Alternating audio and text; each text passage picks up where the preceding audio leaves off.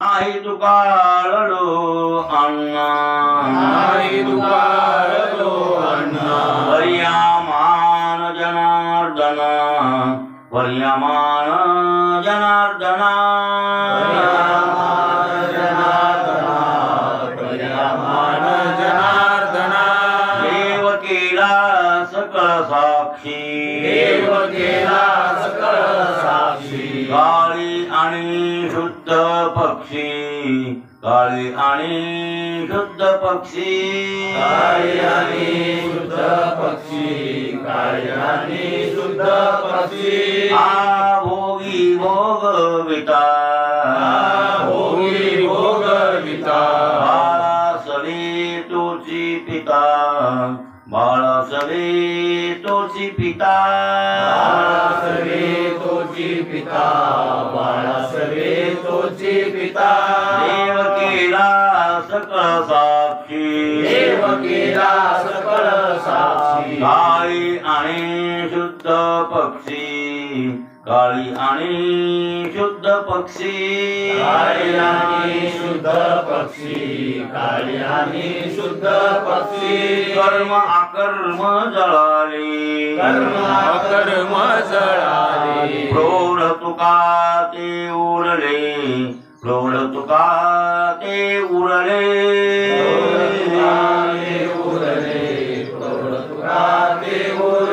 देव केला सकळ साक्षी देव केला सकळ साक्षी काळी आणि शुद्ध पक्षी काळी आणि शुद्ध पक्षी काळी आणि शुद्ध पक्षी काळी आणि शुद्ध पक्षी प्रस्तुत प्राप्त प्रसंगी सेवेसाठी निवडलेला अभंग दररोजच्या पाठातील देवगुरु तुकोबांच्या गात्यातील देवळीकरांच्या प्रतिप्रमाणे 315व्या क्रमांकाचा आपला अभंग चालू आहे आणि अभंगाचं दुसरं चरण सुरू झालंय. देव केला सकळ साक्षी देव केला खरं तर देव साक्षी आहेच पण त्याला आपण समजित नाही म्हणून मूर्खपणा आहे. महाराज देव सकळ साक्षी आहेच कोण्याही कर्माचा साक्षी येते पाप आत्मक असो की पुण्यात्मक असो ते पुढच्या तुकड्यात त्यांनी ते सांगितलं आम्ही देव सकळ साक्षी केला तो करा महाराज. काळी आणि शुद्ध पक्षी हे शब्द तिथं घालते बरं ते बऱ्याच लोकांना त्याचा अर्थ लागणं शक्य नाही. काळे आणि शुद्ध पक्षी काय सांगा पुढोड तुका ते उरले शेवटच्या चरणात कर्म अकर्म जळाले हे सांगायला महाराज विचार पाहिजे. कर्म अकर्म सांगणं काय सुख आहे का काय सुखानं म्हणलं गाठ आहे ते कर्म अकर्म जळाले जळू द्या पण काय उरले प्रौढ तुका ते उरले तुकाला प्रौढ शिल्लक राहिले दुसरं काही शिल्लक नाही म्हणजे प्रौढ उरले हे महत्वाचं आहे. आणि काळे आणि शुद्ध पक्षी अर्थ सोपे असतात तिथं पण महाराजांनी शब्द कधी घातलेले बघा काळी आणि शुद्ध पक्षी म्हणजे कोणते वाईट कर्मात असो चांगल्या कर्मात शुद्ध पक्षात असो शुद्ध पक्ष म्हणजे शुक्ल पक्ष आपल्या शुद्ध पक्ष असताना हे आता मंगळवाडा आता शुक्ल पक्ष चालू आहे शुक्ल मग शुद्ध शुक्ल म्हणजे शुद्ध शुद्ध असो कर्म का अशुद्ध कर्म असो हातून कोणतंही कर्म घडलं तरी त्याला साक्षीभूत परमात्मा आहे समजावं आहे तर खरंच आहे ते हो ते परमात्मा साक्षी रूपानं आहेच हिके साहेब तुम्ही नाही म्हणले तरी गरज नाही म्हणून त्याला साक्षी कालच म्हणलो ना साक्षी आहे कोण साक्षी आहे आभास साक्षी आहे तुम्ही कुठस्थ साक्षी आहे हा कोणाचा साक्षी आहे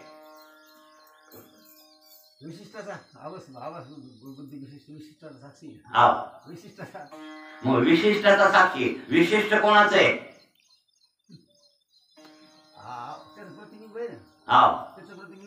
मग त्याचं प्रतिबिंब बिंब असे एक रूपच असते की वेगळं असते कशामुळं प्रतिबिंबित झालं हे बोला हा मग बुद्धी मिळू मग आता बुद्धीमुळे मग आता एक लक्षात ठेवा, हे कर्माची बाधा पापुण्यात्मक कुठस्थाला का आभासाला का बुद्धीला? बुद्धीला नाही आभास आहे, काय नाही आभास आहे, विशिष्टता. खरा विचार केला तर कुठस्थ असंग आहे. कूटस्थ काय शब्दाचा अर्थ तरी समजून घ्या. कूटस्थ त्या चैतन्याला का मला ते असा विषय सांगायचा म्हणलं लोकायला कटाळावं वाटत नाही, जरा कळत नाही ना हे. लोक ऐकून हा कीर्तनात असतं इथं काय हा? कीर्तनात जमतंय, काय कळायचं नाही कळायचं नाही. ते पाठ का नाही वेदांताचा पाठ करत मोजक्या माणसाचा, म्हणजे थोडक्या माणसं त्याला कळणारी जाणकार, पण जाणकार कोणी येतच नाही, जाणकारच राहिले हाय ते संसारातले गोचडे. काय बघायचं ज्ञानबा त्याच्यानं दाखल केलं त्या दिवशी, मी ज्ञानबा तुझी वृत्ती एकर चालली, हा त्याची गेली दुःखात तर तुमची गेली आनंदात, असे बोलू नका.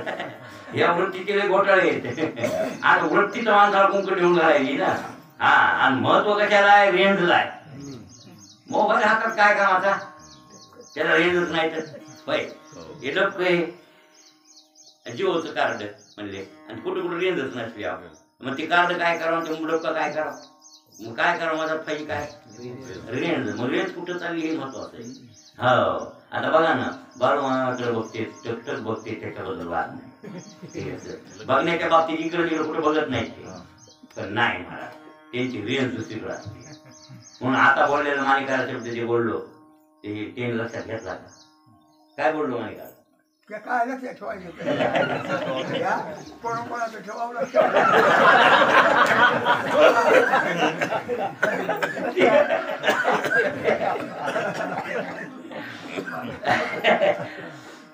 मी म्हणलं गाईच्या काचा गोचिड येते, गोचुरी त्याची काय आहे तुम्ही ते तर ते लंग गोचिड आहे, ते काय करा काय नाही. नाही तर हुशार आहे मानिका, मानिका डोकं सुपर आहे, जळतंय, वेदांतात प्रवेश होतोय त्याचा. मग वेदांतात प्रवेश होते म्हणजे किती वेदांताचं चिंतन करावं. आता आपलं काय चाललंय, हे कर्माची पापुण्यात्मक बाधा आपलं चाललंय की त्या विषयाला तुमच्या अधिष्ठानाला नाही. अधिष्ठान म्हणजे कुठस्थ. कुठस्थ का नाही? आणि कुठस्थ असंग आहे का? कुटनाम मिथ्या, कुटनाम मिथ्या, आणि बुद्धीच्या ठिकाणी असंग रूपानं स्थ म्हणजे राहणारा. स्थ म्हणजे कुट मिथ्या, स्थ कुट म्हणजे मिथ्या, बर म्हणजे बुद्धी मिथ्या आहे. बरं कुठस्थ मिथ्या नाहीये, बुद्धी मिथ्या आहे. म्हणजे मिथ्या बुद्धीच्या ठिकाणी असंगत्वानं राहतो म्हणजे स्थ. कुट आणि स्थ असा कुठस्थ शब्दाचा अर्थ होतो. म्हणजे मिथ्या बुद्धीच्या ठिकाणी स्थ नाम असंग रूपाला राहणारा म्हणून कुठस्थ. कुठस्थ निर्विकार आहे, निर्विकल्प आहे, त्याला कोणताच विकार पावत नाही, म्हणून सुखदुःखाची बाधा त्याला होत नाही. फक्त साक्षी रूपाला राहतो. कोण? मग आभास का? आभास तरी त्याच्यात म्हणजे परावृत्तीत झाला. कशात? स्वच्छ अंतःकरणात. बुद्धी म्हणजे पंचमहाभूताच्या सत्वगुणाचं कार्य अंतःकरण असल्यामुळं, स्वच्छ असल्यामुळं त्याच्यात परावृत्तीत झालं ते आभास. मग आभास परावृत्तीत झाला तर मग आभास तरी त्याचं स्वरूप आहे की प्रतिबिंब आहे, ते बिंबाशी एक रूप आहे ते खरं, बरोबर आहे ना? हा जर बिंब नसतं तर प्रतिबिंब कशाला पडलं असतं. मग याचा अर्थ ते जर निर्विकार असेल तर याला तरी विकार कुठले? त्या आभासाला, आभासालाही विकार नाही. ते दोन्हीचे विकार उडून गेले आणि दोन्हीचे कर्माचा आरोप त्यांच्यावर जे आहे ते सगळा निघून गेला. मग सगळे दोष कोणाचे? बुद्धीचे. शेवट बुद्धीवर येऊन टेकतं. मागलच्या जन्माच्या कर्मामुळं आणि वासना संस्कार, कर्मसंस्कार आणि तदनुकूल प्राप्त झालेली जी बुद्धी आहे आणि त्या बुद्धीचे हे दोष आहेत. मग त्या बुद्धीनं की मी जे कर्म करायले त्या कर्माचा कोणीतरी साक्षीदार आहे. लक्षात आलं? म्हणून आभास, म्हणूनच आभासाला तिथं उदाहरणार्थ हे आभास आहे ना, याला अधिष्ठान चैतन्य आहे. लक्षात आलं की नाही? म्हणजे अज्ञान, चैतन्य आश्रित अज्ञान. बुद्धी म्हणा की चैतन्य आश्रित वेष्टी अज्ञान. समष्टी अज्ञान नाही बरं, वेष्टी अज्ञान त्याला असं म्हणजे आहे. मग आता त्याला वेष्टी अज्ञान आश्रित आहे कोणाला? त्या आभासाला. आभासाला बरं लक्षात आलं? मग तो कुठंच साक्षीदार आहे. मग बुद्धीने समजलं पाहिजे की आपला साक्षी आपण हे काही करायलो तर ते पाहिलं आहे. मग ती समजू वा न समजू पण तो साक्षीदार आहे. पण ज्याच्या बुद्धीने हे समजलं की माझा साक्षी परमात्मा आहे तर त्याला भक्त म्हणतात. त्याला काय म्हणतात? भक्त म्हणतात. त्या कोणाचा? कुठस्थाचा. कुठस्थ आणि ब्रह्म एकच आहे. फक्त त्या ब्रह्माच्या कुठस्थ नाव तरी त्या चैतन्याला का आलं की त्या ब्रह्माच्या एके अंशावर जिथं अज्ञान चिटकलं, अविद्यांश चिटकला. लक्षात आलं की नाही? अज्ञानांश चिटकला म्हणून त्याला कुठस्थ नाव आलं. वास्तविक ती कुठस्थ नाही, ब्रह्मच आहे, शुद्ध ब्रह्म आहे. आणि शुद्ध ब्रह्म कुठस्थ आणि शुद्ध ब्रह्म जरा विचार केला तर दोन्ही एक आहे. दोन्ही एक आहेत ते. हे लक्षात असू द्या. म्हणून त्या आभासामध्ये मी हे आभास, मग आभासाच्या 7 अवस्था आहेत. आभास ब्रह्मरूप होण्याला काही अडचण नाही का? प्रतिबिंब बिंबाशी एक रूप झालं. जर ते म्हणजे मागं फिरून पाहिलं, कारण सांगितलं व्यासे उपराठी दृष्टी केली तशी मागं जर दृष्टी केली त्या आभासानं, मागे म्हणजे कुठं? आपल्या कुठस्थाकडं. तर आभास कुठस्थ रूप आहे आणि कुठस्थ ब्रह्मरूप आहे. काय अडचण आहे त्याला ब्रह्म व्हायला? काय अडचण नाही. पण त्याला आभासाकडे पाहिलं पाहिजे, साक्षीकडे पाहिलं पाहिजे. पण साक्षीकडे ते पाहत नाही. कोण? ते कुठं? नाही आभास. आभास साक्षीकडे पाहत नाही म्हणून ती अडचण व्हायली. त्या इथं तुकाराम महाराजांचा आभास साक्षीकडे पाहिलाय. कल्पित आभास आहे महाराजांच्या अंतःकरणावरती. त्यांनी मानलेलं आहे की मी ब्रह्मरूप आहे, मी माझं कुठस्थ स्वरूप आहे आणि कुठस्थ ब्रह्मरूप आहे. अविद्यांश, कर्मांश, वासना संस्कार हे उडून गेले, राहिलं काय शिल्लक? चैतन्य. मग मी चैतन्य रूप आहे. अशी ज्याची वृत्ती झाली त्याला भक्त म्हणतात. आणि अशा भक्तांनी देवाला साक्षी ठरविले. काय ठरविले? साक्षी आहे. आम्ही काही कर्म करो का अकर्म करो, म्हणजे पापात्मक कर्म करो, पुण्यात्मक कर्म काळी करो की शुक्ल पक्षी कर्म करो, शुद्ध पक्षी शुक्ल पक्षी, म्हणजे शुद्ध कर्म करो की अशुद्ध कर्म करो. आमच्याकडून काही पापात्मक कर्म हो की पुण्यात्मक कर्म हो. कधी कधी पापात्मक कर्म होण्याची शक्यता या शरीरातून असते. नाही होतं की नाही? नाही होत. मी पाप करीतच नाही असं म्हणल्यानं जमणार नाही. असा अभिमान घेऊ बी नका. ते पाप म्हणून ईश्वराच्या माथ्यावर राहून द्या, आपल्याला गरज नाही त्याची. अशी वृत्ती ठेवा, जमते. पण कधी कधी तुमच्याकडून किती निष्कलंक माणूस असला, निरापराधी असला तरी ते अपराध होऊ शकतात, होतात. सहसा रोज तो चालण्यात त्याच्यात मुंग्या पिंग्या रगडायला पायानं बुटानं हे तर आपल्याला लक्षात बी नाही का व्हायले की नाही व्हायले? व्हायलेत पाप. आणि बर कधी कधी करता करता, आता उदाहरणार्थ शेतकऱ्याला किती मी पाप पहिला काळात शेतकरी पाप करीतच नव्हता. काय पाप करीत होता शेतकरी पहिला? फक्त तण उपटणे, आणि तण उपटणे गरजेचं आहे. न करिता निघा न काढिता तण कैचे येते कण हाताशी. तुकाराम महाराज शेतकऱ्याला शिकवून भरताचा केला, त्यानं तेवढं प्रमाण पाठ केलंय. कोणी पाठ नाही केलं, नुसतं आचरणात आणलंय. ह्याला महत्व आहे. तुकाराम महाराजाचा गाथा आचरणात आणावा. कशात आणावा? आचरणात आणावा.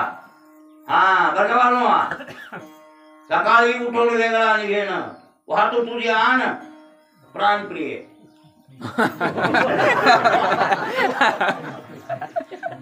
महाराज गाठ्यात म्हणले मग म्हणालो काय म्हणले? भरतावाशी भार्या बोले गुज गोष्टी मजायची कष्टी नाही कोणी, तुमची व्याली व माझी डायव पेटली आणि सदा दुष्टबोली सोसवेना. एक बायको नवऱ्याला संध्याकाळी सांगू लागली म्हण. महाराज म्हणले नाही जबाब नाही. एक बायको नवऱ्याला काय म्हणू लागली माहितीये का? हा एक जागी होते तिथं माय बाप ती सासू सासरे सगळी एक जागी, तर ती म्हणून लागली काय सांगा तळाशी बाया बोले बोलू गोष्टी मला अशी कष्टी नाही कोणी नवऱ्याला बोलायली माझ्यासारखी कष्टी कोणीच नाही का तुमची व्याधी माझे डाईवर पेटली तुमची व्याधी कळले का कोण माय तुम्हाला जन्म देणारी माय माया डावाला पेटली म्हणजे माया वैर तुम्हाला पेटली आणि सदा दुष्ट बोली सदा मला सासू दुष्ट बोलायली मला सोसवे ना हा थाकते ठोंकते जीव मोठी धरून कशी वागते कस आणि तुमच्याकडे बघून कोणाकडे नवऱ्याकडे बघून ठाकते ठोंकते म्हणजे हिंडते फिरते खाते उलसत जेवते काय काम करते पण कोणाकडे बघून करते तुमच्याकडे बघून मला हे खपच ना म्हणजे पण करू काय मला तर वाटायला कुठं जीव ठेवते पण तुमच्याकडे बघूनच कसं ठेवते असं म्हणली बरं का बाजूमा कोण बायको नवऱ्याला म्हणली ते मला सकाळी उठून वेगळा निघेल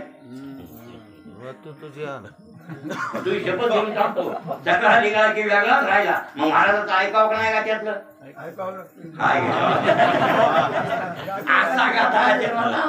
बरोबर बरोबर तेवढंच फाट केलं त्या तेवढी गरज आहे कशाची तण काढणे न काढिता निघा बरं काय दुकानदार न काढिता तण तर कैसे तिकडनं हाताशी ते नाही निघा केल्यावर नाही तण काढल्यावर हाताला तण येतील का एवढा गात्याचा दृष्टांत तुमच्या शेतकऱ्याला उपयोगाचा नाही का हा नका काही शिकू त्याच्या शेतकऱ्याचं रूपच केले हो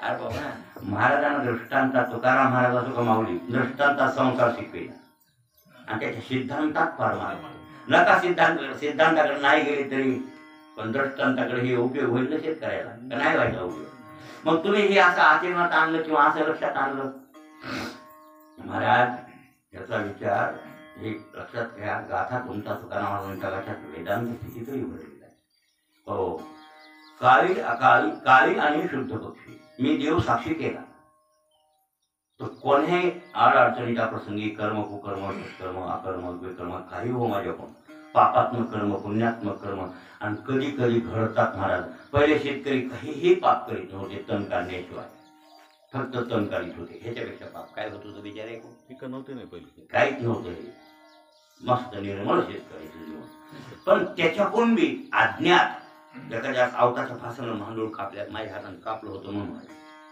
सरळ शेवटी गेली फास होती महाराज मांडळ तुकडा पडला मधात भांडूळ होती काय की तासाला मी स्वतः रासन म्हणून जातो वसून करून फास शेवटी गेली झटक्याला ते जमून गेले ते जड असतं प्राणी ते पळत नाही पण तुटलं ना ते थोडंसं असं वळवळ करू लागलं तुटलं तरी वळवळ करतं बरं स्वच्छ तुटली साप सुरळी सासुळीचं शेपूट तुटतंय ना आणि ती पालीचं शेपूट सासुळी शेपूट उड्या हाणते वाढवा हाणते की नाही तुटली हवी कोंबड्याचं मुंडकं तोडल्या बघितलंय का पहिले केले पहिले काम केले का नाही कोंबड्याचे मुंडके तोडलेले नाही बाबा नाही मग का बघितलं लोक कापते तेव्हा बघितले मुंडकं कापलं बघा तर ते फडफड फडफड सोडून दिलं का उडत पडत त्याच्यात शेतने थोडा वेळ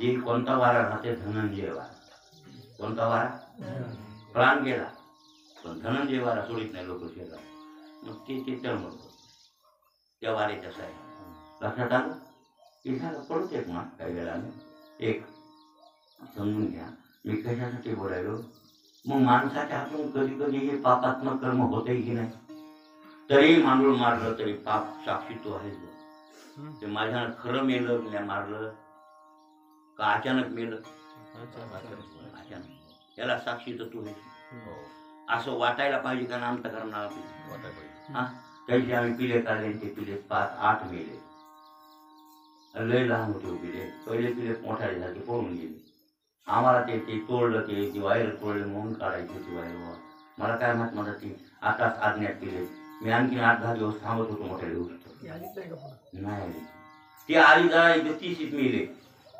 ते पिले काढले ते डबकं काढलं वायरासाठी डबकं काढलं खाली ठुल्यावर मला ती गेली पळून आम्ही पळाली बाबा ही पिले तर मला बघितलं तर हे लला होता की राणी वाईट तुम्ही होते मी होतो हा मी होतो ना. तुम्ही होते 8 किलो मग दोघाला दोन चौकाला दोन पिया 2 किलो असेल. आम्ही ते जोरात नाही आम्ही अर्पण आम्ही काय केलं नव्हतं. अर्पण केलं आम्ही आम्ही सोडलं होतं हा मी सोडलं होतं ना हा मग तुम्हाला कापला मग ते एवढे होते मी म्हणलं तसे ते मला त्याच्या काढून टाकून माई घ्यायची मला वाटलं ती या होती ना तिला काय त्याला 5 भाऊ काय करावं पण ती आली कारण त्याच्या अगोदर दिवस मला तर मुंग्या लागल्या त्या हे म्हणलं मला मुंग्या लागल्या त्याला बघितलं तर काढून ते मी देतो मेल्यामुळं मुंग्या तवाच लागले ते मेला आता मेल्या काय ती आली तरी उपयोग काय मळे बसून उपयोग आहे नेऊन टाकू कोण द्यायला घे घे मग सांगा आता हे कुकर माहिती नाही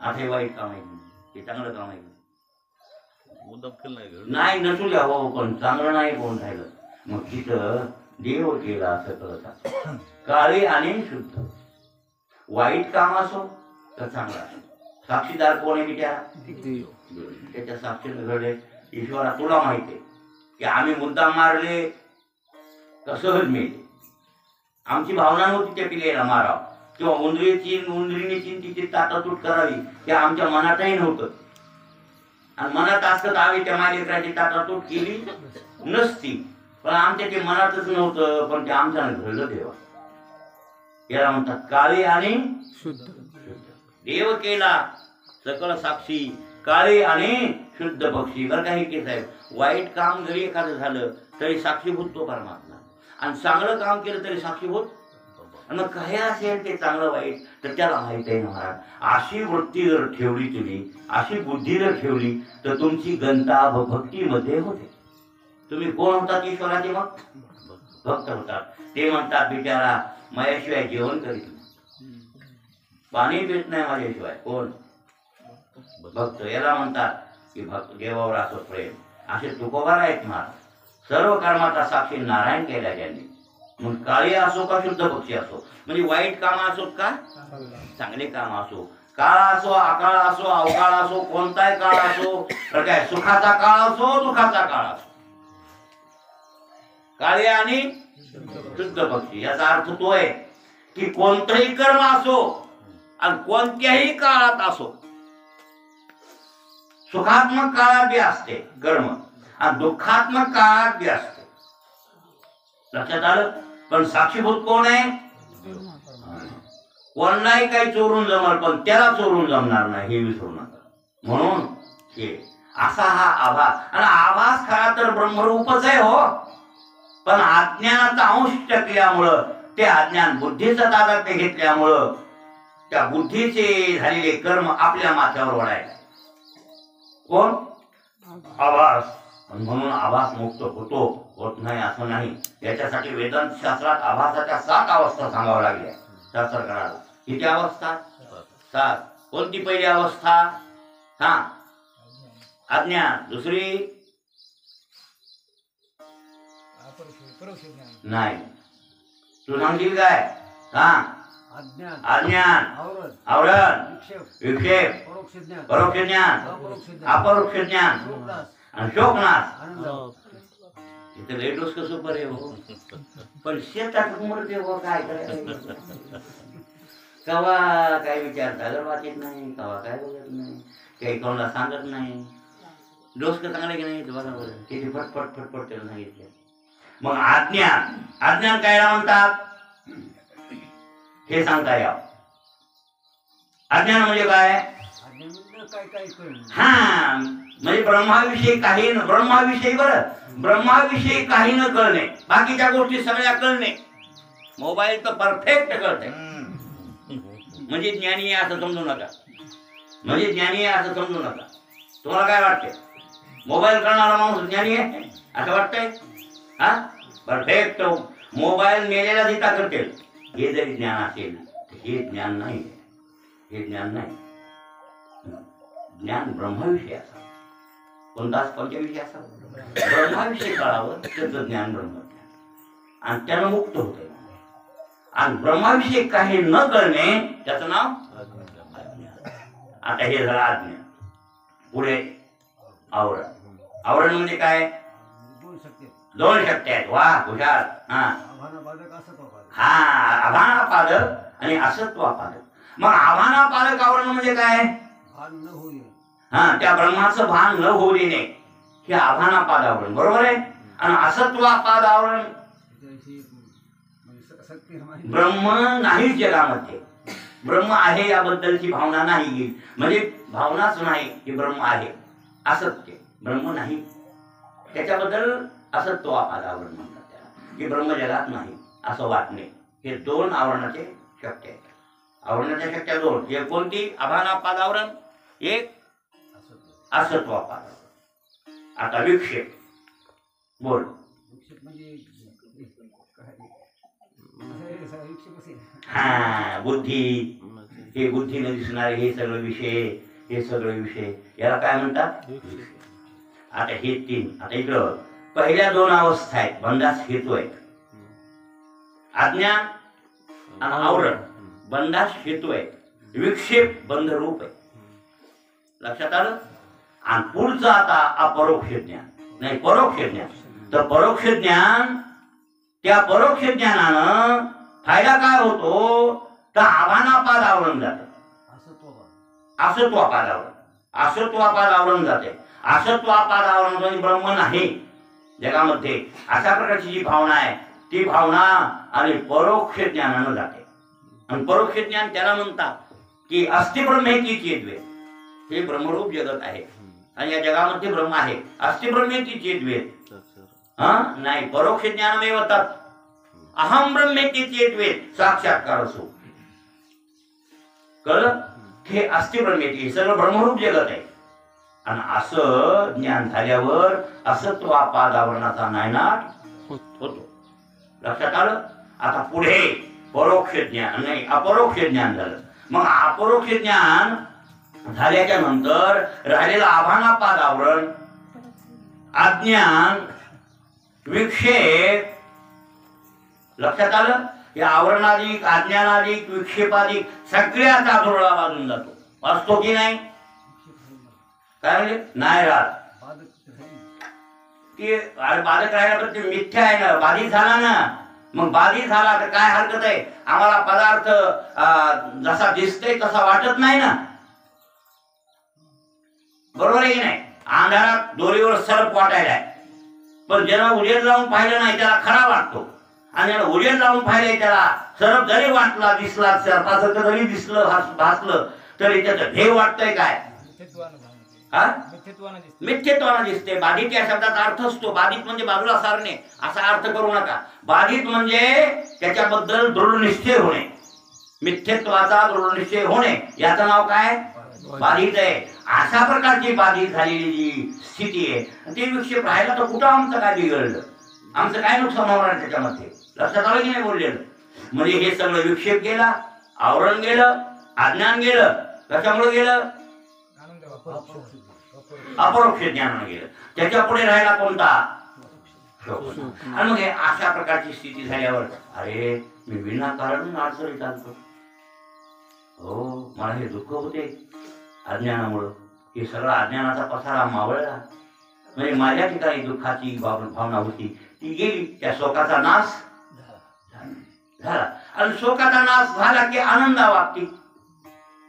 मी सच्चिदानंद ब्रह्मरूप आहे, माझ्यासारखा कोणी आणि सुखी मी सुखरूप आहे. अशा प्रकारची अवस्था तयार होते, त्याचं नाव आनंद वाटते. म्हणजे ह्या कोणला झाल्या ह्या सात अवस्था? आभासाला, कुठस्थाला नाही. मग आभासाला जर ही आनंदावाप्ती अवस्था झाली तर आभास आणि कुठस्थ रूप नाही का? आणि कुठस्थ निर्विकार असं पहिलंच आहे ते सुखरूप, ते शुद्ध ब्रह्म. फक्त एका अंशावधी जो माय आहे तिथं मानले कुठस्थ, वास्तविक ते ब्रह्मरूपच आहे. लक्षात आलं? म्हणजे अशा प्रकारे आभास सुद्धा ब्रह्मरूप होतो. पण आभासानं साक्षीची सहाय्यता घेतली. हे तुम्हाला अवघड लागला तर बोलल्यात नाही का भंडारी? बरं कळलं का?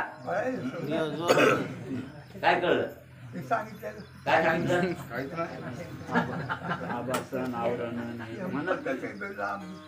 कळत नाही, हो कळत नाही महाराज, अवघड असते. आणि हे कळलं का? मी तर म्हणतो, नेहमी सांगतोय, मी कोणालाही म्हणतोय, एवढी डॉक्टर होऊन सोप आहे.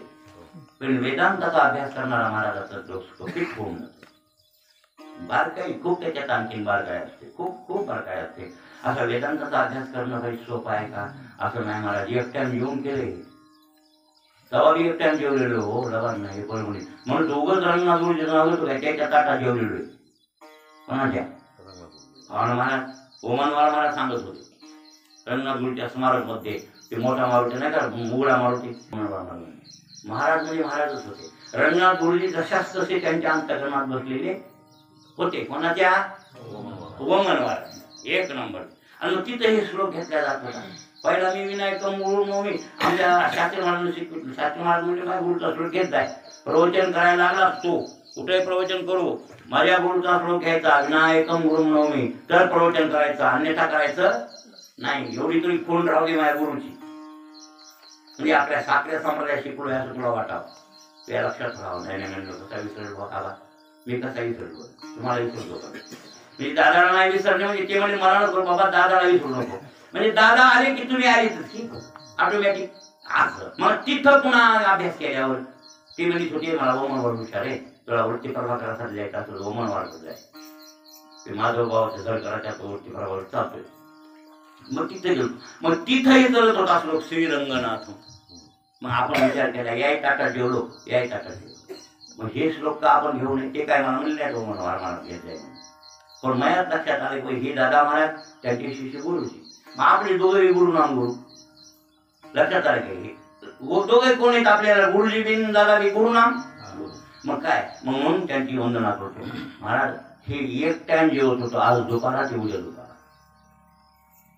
चपात्या खात होतो त्यावर सोसत होत्या नोकर नव्हतो. आणि हे एक टाइम जेवून अभ्यास करायचा. हे लय क्लिष्ट अभ्यास डोक्यात बसत नाही लोक असा अभ्यास असते ते.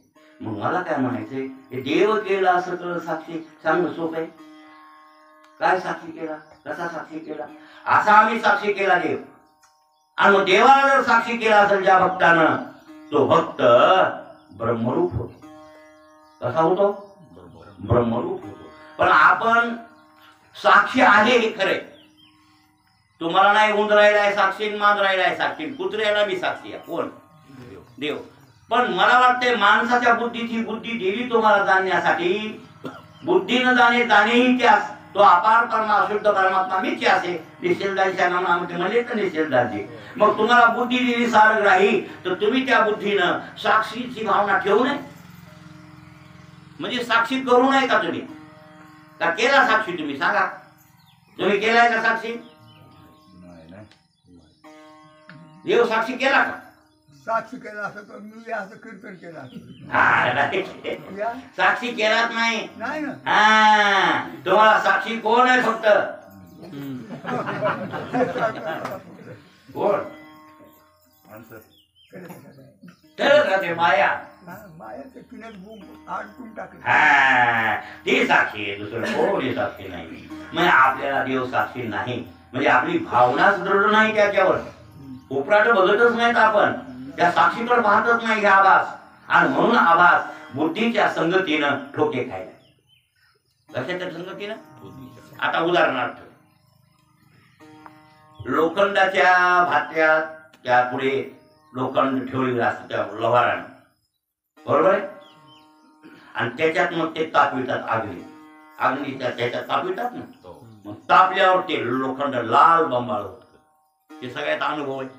भागवतामध्ये सांगितले एकनाथी भागवत वेदांत का नाही का एकनाथी भागवत ज्ञानसुरी वेगळी का गाथा ते एकच आहे की सगळे वेदांताचे प्रस्थान तर त्याच्यामुळे गाथ्याला म्हणलंय की त्या भागवतामध्ये वर्णन आहे एकनाथी भागवतामध्ये. ते म्हणून आता लोखंड तापविलं मला कागडी गेला त्यावेळेला लोहारानं खण धरला आणि आईने ठोल लोकांना खना खन खना खन ठ्याक्या आणायचे कोणला लोखंडाला का अग्नीला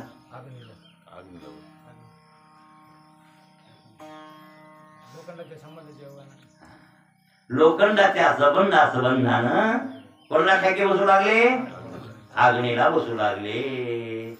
तसं बुद्धी संबंधानं सुख दुःखाचे ठेके कोणाला बसायले विष्णू आभासाला. मग मला वाटते लोकांना शिरू आपल्या अग्नीनं शिरूच नाही लोकांना अग्नी लोकांना शिरू नाही नाही लोकांना शिरले लागले बिचारा आणि कशाला बरं ते टॅकी खाईल. तसं आभासानं आपल्या कुठस्थाकडे बघावं की सात्विकडे बघावं, जरा माघारी बघावं आणि त्याच्यात मिळून जाव. बुद्धीला सोडून द्यावं त्या मिथ्या बुद्धीला.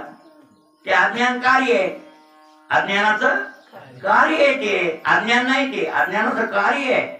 आणि मग तिला सोडून द्यावं आणि आपण ब्रह्मरूप व्हावं. आणि हे व्हायचं असेल तर देव केला सकळ साक्षी. देव साक्षी केलाय आणि खरंच आणि साक्षी रूप आहे. द्रौपदी जिन्यावर चढली. द्रौपदी पांडवाची बायको जिन्यावर चढल्यावर बघू लागली वरून तिच्या घरून आपलं कर्ण जाऊ लागला. तिला कोणी सांगितलं होतं की हे कोणतीच बोलवे म्हणून. कोणतं? पण ते बांधे शुद्ध होता. म्हणजे चेहरा, त्याची ठेवण, कानात कुंडल जन्मसिद्ध, अंगात कवच कोणाच्या, आणि त्याचं सण. आता ते खानदानी होतं ना, कोणतीच्या पोटचं आहे ते खानदानी. आणि सूर्यापासून झालेलं तेजस्वी. मग ते डौलदार त्याचं सण बघितलं आणि कुंतीचं फक्त मन गेलं कोणावर? आपलं द्रौपदीचं. हे कर्णावर. हे 5 पांडव आहेत मला नवरे. हे 6 असतात तर बरं झालं असं कोणाला वाटलं? मला वाटतं हे मानसिक पाप झालं. आता मग तिच्या मनात आलं, हे मनात आलं. मग मनातलं कोणाला माहिती आहे? मला, आपल्या तिसऱ्याला माहिती आहे का? होय, आपण कुठं काय चोरी केली? हे की साहेब तुम्ही काय काय जन्मात येऊन केलं आजपर्यंत? आम्हाला काय माहित नसलेले काम केले असेल ना. देव केलं साक्षी, देव साक्षी असते. नाही पण तुम्हाला साक्षी आहे ना, देव तर आहे हो, त्याला तर कळत आहे. पण तुम्हाला हे माहित असेल की नाही केलं.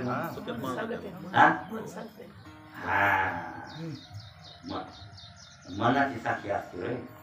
आता हे खरं आहे पण लोकांना काय माहित? कोणाला नाही. हे तर द्वारकेच्या राण्याला कळालं. कोणला?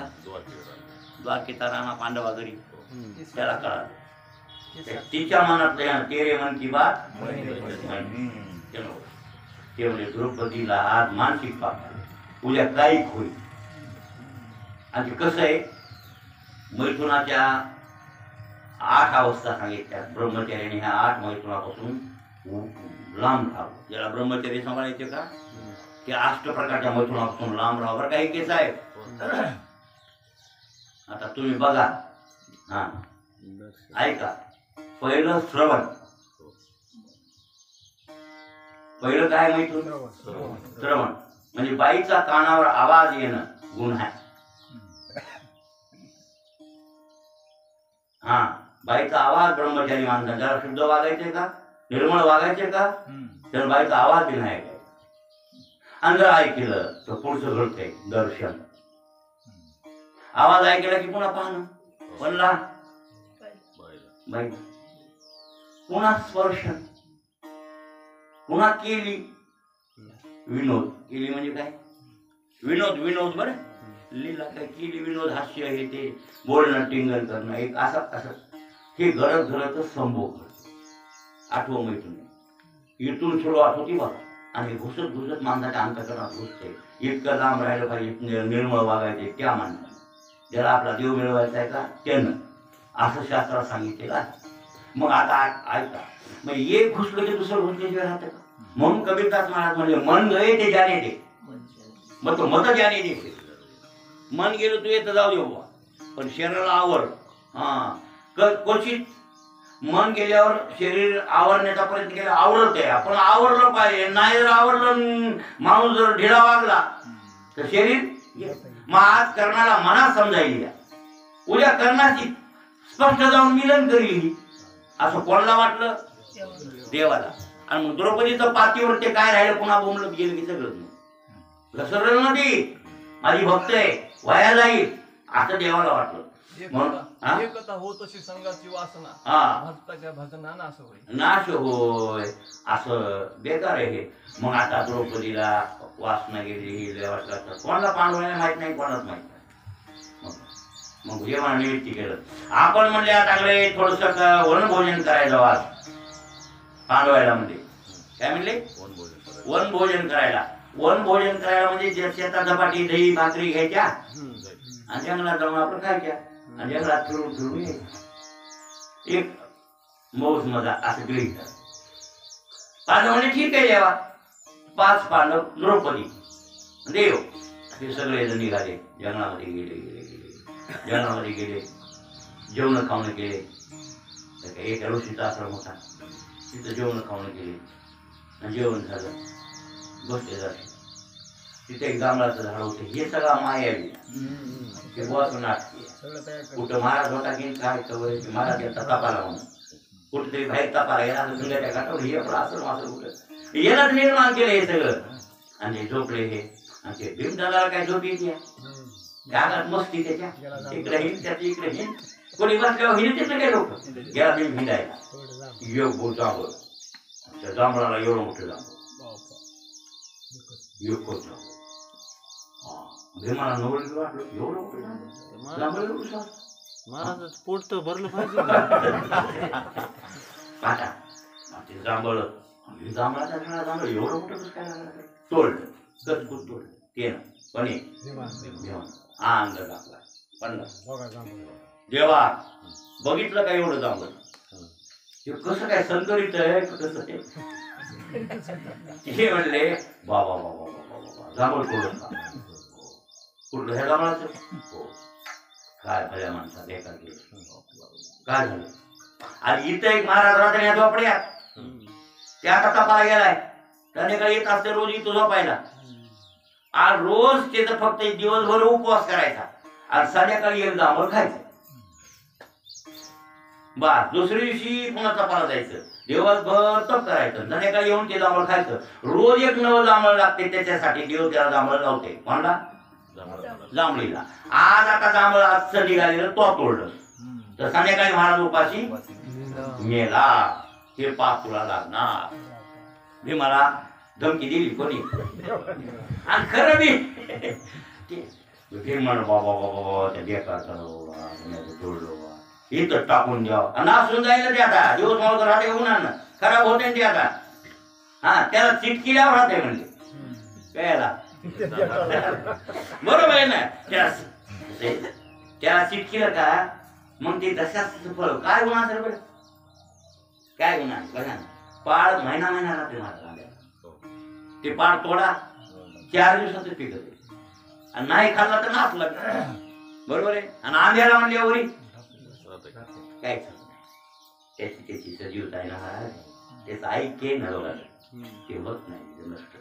महाराज त्याला लावून टाकल्यावर जमलं त्याला कसं लाव हे म्हणायला चला म्हणले या जांभळ द्रौपदी उठ सगळे पांडव आपण 6 जण आहेत चला 5 पांडव 6 द्रौपदी आणि हे एक बाबा किती झाले 7 जण चला गेले तेव्हा कसं लावा तुम्ही काही गोष्ट करू नका ते दे काय खूप सोडलं घेतलं हां वाकाली सोडलं तुम्ही 5 पांडव 6 द्रौपदी आहे मी 7वा. आप आपल्या पुण्याची शपथविधी करा. 7 हात उंच हे किती 10.5. मग ते जांभळ एक हात एकाच्या पुण्यानं चढवायचं म्हणजे तुम्ही 6 हात चढवा 6 जण 7व्या हातात मी चढवितो आणि त्याला चिटकून झालं असं करा. मला नकुल होता पहिला हे पहिले नकुलापासून मानवलं आता नकुलाने शपथ घेतली मी यावं जन्मामुख वागलो तर मुख कृष्ण परमात्म्याला विसरलो नसेल तर हे जांभळ हातभर उचलो म्हणलं की उचललं की उचल हे चढायले चढायले चढायले. त्या सहदेवानं शपथ घेतली हातभर चढलं. भीमदादानं शपथ घेतली हातभर चढलं. अर्जुनानं शपथ घेतली हातभर चढलं. धर्मराजानं शपथ घेतली हातभर चढलं. आता आली बारी द्रौपदी. द्रौपदी आली या वजन मी पतिव्रता 5 पांडवाची पत्नी आहे. माझ्याकडून कोणतंही पाप झालं नसेल ते 1 हात जांभळ उचलो. ती किती गेल तर 5 पांडवांना 5 हात आणि आता ही 6 हात चढविणार होती ते उलट झालं. 5 हात चढले भटकून खाली पडलं. कोण आणि मग माझं तोंडाचं बोट घातलं कोणी द्रौपदीनं आणि द्यायची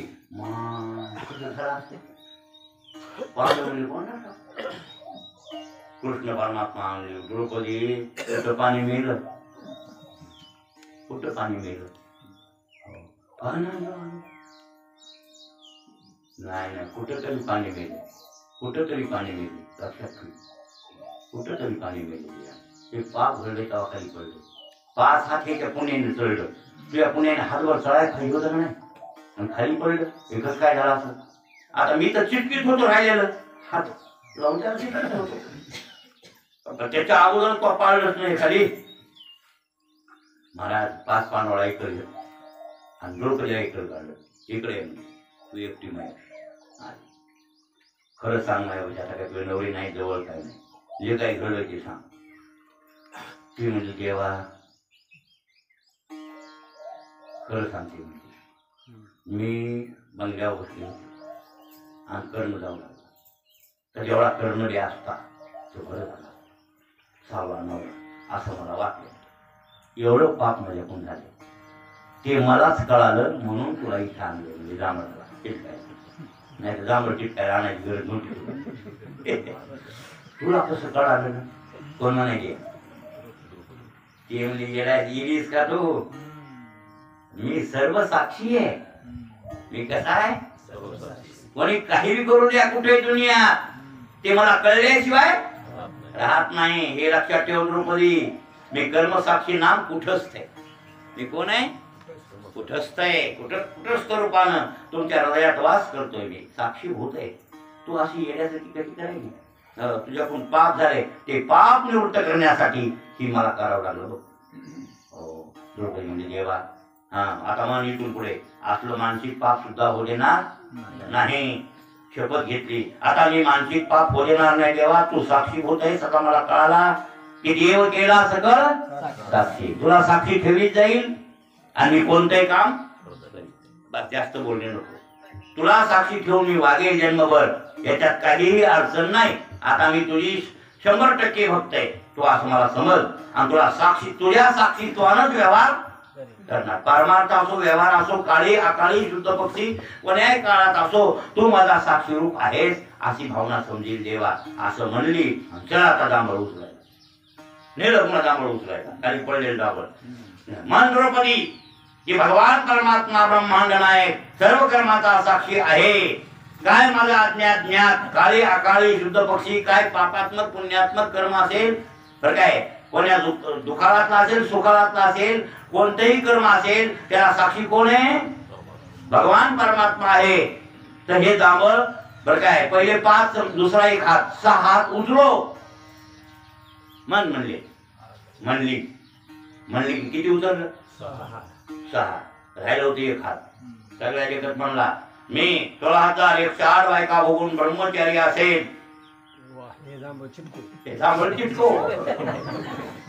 चिटकलं ठीक आहे संजीवनी विद्येचं माहेर जांभळाला लावणारा तोच आहे बरोबर आहे की नाही आणि जांभळ मोठं करणार आहे चिटकून गेलं 5 पांडवाला घरला आणलं कशासाठी द्रौपदीला चिटकवले देव केला सगळं टाइम झाला